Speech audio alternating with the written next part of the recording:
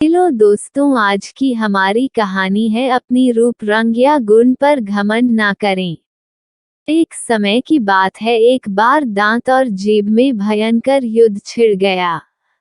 दांत ने जीभ से कहा, अरे तुम सिर्फ मांस के लोथड़े हो, तुम में तो कोई भी खूबी नहीं है, नहीं तुम्हारा कोई रूप है और न ही कोई रंग। हमारे सभी दांत को देख रहे हो कैसे मोतियों की भांति चमक रहे हैं। जीभ बेचारी ने कुछ भी नहीं कहा और वह चुप रही। दांत ने फिर जीभ से कहा, अरे तुम चुप क्यों हो? हमसे डर रही हो क्या? हम हैं ही इतने सुंदर, तुम हमसे जलोगी ही ना, और हम हैं इतने मजबूत कि डर तो तुम्हें आएगी ही। जीभ दांत की बातों को अनसुना करते हुए चुप रही।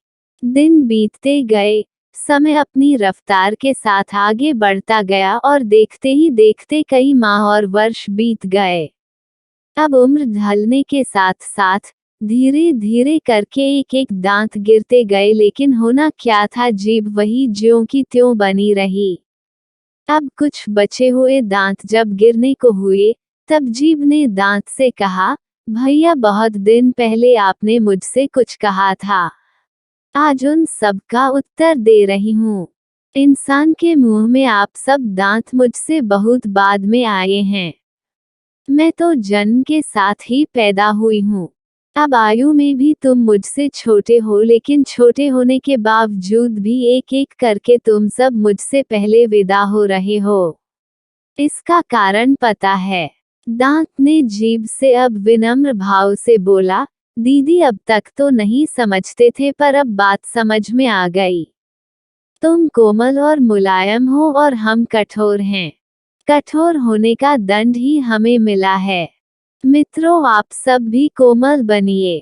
कोमल से तात्पर्य है आपका व्यवहार रूखा न हो, आपके कार्य दूसरों को सुख ही प्रदान करें।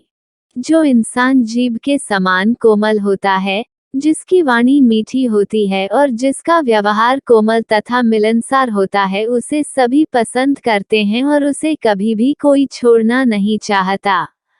अपने रूप रंग या किसी भी गुण के दम पर कभी भी घमंड ना करें। किसी का भी अनादर न करें, चाहे कोई आपसे उम्र में छोटा हो या फिर बड़ा।